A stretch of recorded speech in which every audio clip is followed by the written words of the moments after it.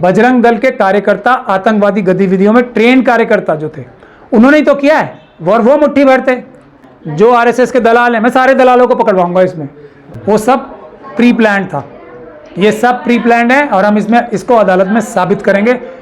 ये सारा नैरेटिव ही उल्टा झूठा क्रिएट किया जा रहा है कि मुस्लिम कम्युनिटी ने हमला किया, ऐसा नहीं हुआ है, कहीं नहीं हुआ, झूठ है। महमूद मदनी अमित शाह जी से मलहम लेने गए थे, आप बता दीजिए, मलहम लेने गए थे या कुछ जहर लेने गए होंगे? सरासर झूठ है। यही उस साजिश का हिस्सा है जो ये टेररिस्ट ऑर्गेनाइजेशन हर जगह एक ही फॉर्मूला अपनाती हैं, एक ही तरीका अपनाती हैं। इसका उल्टा हुआ, इसका 100% उल्टा हुआ है। हमारे पास सारे सबूत मौजूद हैं सर। लेकिन कहा जाता है कि वो लोग पहले से प्लानिंग कर रखे थे, मस्जिद की तरफ से ही पत्थरबाजी की गई। सरासर झूठ बता तो रहा हूँ मैं ये, और ये कोई बात नहीं बोलेगा। वो लोग करने आए थे, अमित शाह जी एक दिन बाद आए उसके, वो सब प्री प्लान था, ये सब प्री प्लान है और हम इसको अदालत में साबित करेंगे। नीतीश कुमार जी की सरकार साथ देगी तो ये काम चुटकी बजाते हो जाएगा, वरना इस काम में मुश्किल आएगी। जैसे तो हम अमित शाह जी के कंट्रोल में जो पुलिस है उसके खिलाफ भी काम कर रहे हैं, उनकी सरकारों के खिलाफ भी काम कर रहे हैं, वहाँ भी अपनी बात जो सच्चाई है वो साबित कर रहे हैं। नीतीश कुमार जी की सरकार अगर मदद करेगी तो ये तुरंत साबित हो जाएगा कि कौन लोग आए थे, कौन लोग प्लानिंग करके आए थे, कौन उसके प्रशासनिक अधिकारी डायरेक्ट इन्वॉल्व हैं। प्रशासनिक अधिकारियों को बचाने की जो कार्रवाई होती है ना, एक सभी सरकारों में होती है, उनके सीनियर्स भी हर एक की लॉबी होती है, वो उनको बचाने की कोशिश करते हैं अपनी छवि बचाने के लिए कि भाई हमारी पूरी सरकार की छवि खराब हो जाएगी अगर प्रशासनिक अधिकारियों की ये कार्रवाई पता लग गई कि उन्होंने ही दंगा कराया है या उन्होंने ही हमला कराया, उसमें बजरंग दल की मदद की है, तो उससे हमारी सरकार की छवि खराब हो जाएगी। इस वजह से भी बहुत सारी सरकारें जो है इससे डरती हैं, लेकिन असर इससे उल्टा हो रहा है। ये सारा नैरेटिव ही उल्टा झूठा क्रिएट किया जा रहा है कि मुस्लिम कम्युनिटी ने हमला किया, ऐसा नहीं हुआ है, कहीं नहीं हुआ, झूठ है। लेकिन सर अमित शाह देश के गृह मंत्री है, उसके बाद वो हिंसा होती है, वहाँ जाते हो कहते हैं हमारी सरकार बना दो, हम दंगाइयों को मजा चखा देंगे, उल्टा लटका देंगे। मैंने वही कहा ना, पहले एक झूठा नैरेटिव तैयार किया कि मुसलमानों ने दंगा किया, अब उन दंगाइयों को उल्टा लटकाने की बात आके कौन कर रहा है? अमित शाह जी खुद। ये उल्टा नैरेटिव किसने तैयार किया? वहां के लोकल प्रशासनिक अधिकारियों ने। ये है साजिश। तो किसको फायदा पहुंचाया? अगर नैरेटिव जो सच्चा था वही रहता कि जो जुलूस में शामिल लोग थे वो तो हर साल निकलता, किसी ने कुछ नहीं किया। जो बजरंग दल के कार्यकर्ता आतंकवादी गतिविधियों में ट्रेन कार्यकर्ता जो थे उन्होंने ही तो किया है, और वो मुट्ठी भर थे। पूरे जुलूस ने कुछ नहीं किया, जो प्रोसेशन जा रहा था कुछ नहीं किया उसने, मुट्ठी भर कार्यकर्ताओं ने किया। उनको एक्सपोज करने के लिए कोई काम नहीं किया प्रशासनिक अधिकारियों ने, उससे उल्टा नैरेटिव तैयार किया। हमारे पास सब सबूत है। आप बोल तो ऐसा रहे कि जैसे कि अमित शाह ने करवाया है वहाँ पर हिंसा, जैसे कि तेजस्वी यादव और जो है नीतीश कुमार तो बिल्कुल वो दूध के धुले हैं। नहीं देखिए, लॉजिक, सीएम कौन है बिहार का? मैं आपसे लॉजिक की बात कर रहा हूँ जी।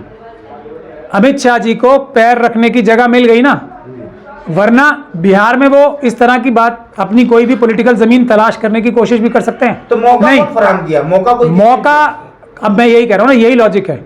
नीतीश कुमार जी क्या खुद अपना चुनाव हारने की कोशिश करेंगे? तेजस्वी यादव क्या अपना चुनाव हारने की कोशिश करेंगे कि ये हिंदू मुस्लिम झगड़ा हो जाए, वहां पे ये साबित हो जाए कि मुसलमानों ने हमला किया? नहीं करेंगे ना, उनका तो सबसे बड़ा नुकसान हो जाएगा। हाँ, अगर वो ये दिखाने में, जो सच्चाई भी है, सच्चाई दिखाने में कामयाब हो जाए कि ये ना जो धार्मिक जुलूस निकाल रहे थे उनकी कोई गलती है, ना जो वहां पे मुस्लिम समुदाय रहता है उसकी कोई गलती है, ये मुट्ठी भर लोग थे कुछ जो उनके ट्रेंड आतंकवादी थे, उनकी गलती है। उन्होंने जानबूझ के किया ताकि अमित शाह जी उसके तुरंत बता जाते हैं। तो आप 2 और 2 4 नहीं कर पा रहे हैं, ये इन्वेस्टिगेशन से बिल्कुल साफ साबित हो जाएगा कि ये सब प्लानिंग का हिस्सा था। लेकिन सर पिस्ता तो मुसलमान ही है ना, चाहे इधर वाले ले ले या उधर वाले ले ले, भाजपा वाले हिंदुओं को खुश करने में लगे हुए हैं और वो जो हिंदुओं को खुश करने में लगे हुए, बीच में पिस्ता मुसलमान ही है जो अभी पिसा है बिहार में और अन्य राज्यों में भी। देखिए क्या होता है, पिस्ते कौन है? बेगुनाह, क्योंकि जो आतंकवादी होते हैं उनकी तो मदद ही ये भ्रष्ट पुलिस अधिकारी कर रहे होते हैं ना, जो मुट्ठी भर, खुद भी अपने आप भी मुट्ठी भर होते हैं। मुसलमान जाए तो कहाँ जाए ये बताइए? सब हिंदुओं संविधान नहीं, आप समझ ही नहीं रहे बात। SC ST और माइनॉरिटीज का एक जैसा हाल है सब जगह। OBC के साथ दूसरी तरीके से नुकसान कर रही है मनुवादी मानसिकता, और शेड्यूल कास्ट, शेड्यूल ट्राइब और माइनॉरिटीज के साथ बिहार एक में तरीके। किसका नुकसान हुआ? एसटी वाले का नुकसान, SC/ST वाले का नुकसान हुआ बिहार में, दलितों का हुआ है, मुसलमानों का हुआ है। देखिए मस्जिदें मुसलमानों की जलाई गई है, मदरसे मुसलमानों के तोड़े गए, कुरान पाक मुसलमानों के जलाए गए, 4000 से अधिक मुसलमानों के। सही कह रहे हैं आप। ये है जो आपको अभी का नुकसान नजर आ रहा है, जो नंगी आंखों से बिल्कुल आमने सामने नजर आ रहा है।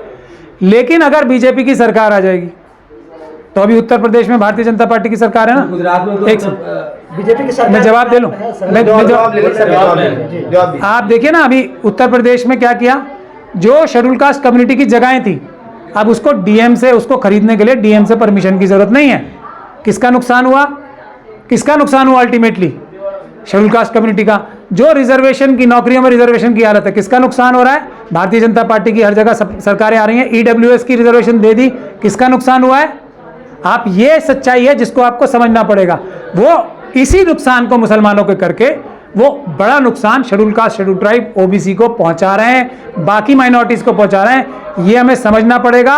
और मुस्लिम कम्युनिटी क्योंकि एक समझदार कम्युनिटी है, इतने सालों तक उसके धर्म के मानने वाले देश पे राज किए हैं, पूरा एडमिनिस्ट्रेटिव सिस्टम उनको समझ में आता है, तो उनको सब्र और तहम्मुल और दूसरे लोगों को साथ लेके चलने की जिम्मेदारी निभानी पड़ेगी, वरना मुसलमानों से ज्यादा। मेरा एक सवाल है सर कि 4-5 हजार से ज्यादा कुरान जलाया गया है, कुरान पाक, जो मुसलमानों के लिए बहुत बड़ी बात है, और पूरा सिस्टम खामोश है।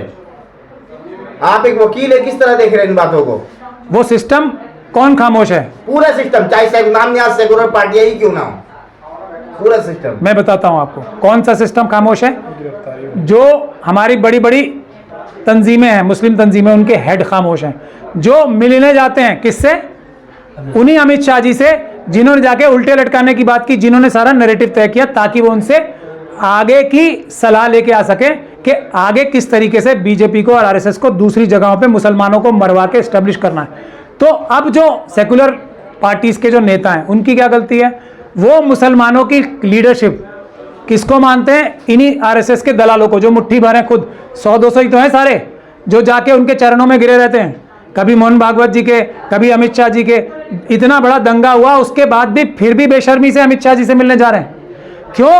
क्योंकि उन्हें आगे की इंस्ट्रक्शंस लेनी है। ये हैं। तो मैं सेकुलर पार्टीज के नेताओं से भी गुजारिश करूंगा कि इन जो मुट्ठी भर जो सो कॉल्ड मुस्लिम लीडरशिप है ना, धार्मिक, उससे बात करना बंद कर दें। वो आरएसएस के एजेंट्स हैं।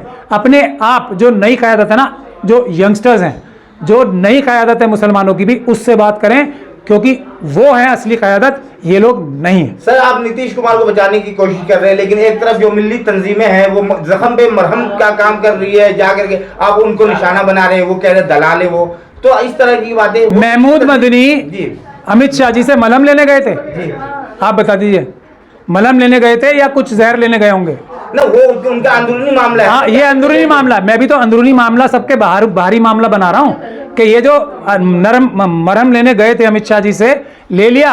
क्या अभी मदनी साहब गृह मंत्री से नहीं मिल सकते हैं क्या? नहीं, कोई भी दलाल अपने मालिकों से मिल सकता है। मैंने कब मना किया? मैं मना किया क्या? आप एक आलिम दीन को दलाल कह रहे हैं। आलिम दीन होना, आलिम दीन क्या दलाल नहीं रहे हैं पहले? आलिम दीन पहले दलाल नहीं रहे। दीन नहीं, मजहब जो है हमारा, जो रसूलुल्लाह ने सिखाया है, वो ईमान को ज़्यादा वैल्यू देता है, आपके अकीदे को ज़्यादा वैल्यू देता है। पढ़ाई लिखाई तो कोई भी कर सकता है। अभी आप देखिए, जो बहुत सारे ज्यूज़ हैं, जो ज़ायनिस्ट हैं, वो मुस्लिम जो थियोलॉजी है उसके ज़्यादा बड़े जानकार होते हैं, वो बहुत बड़े बड़े जानकार होते हैं उनके, तो लेकिन उनमें ईमान की कमी होती है। वो उस पर जो पढ़ाते हैं, यही तो हमारे उलेमा कर रहे हैं। जो दलाल है वो क्या करते हैं? जो पढ़ाते हैं उस पर अमल नहीं करते।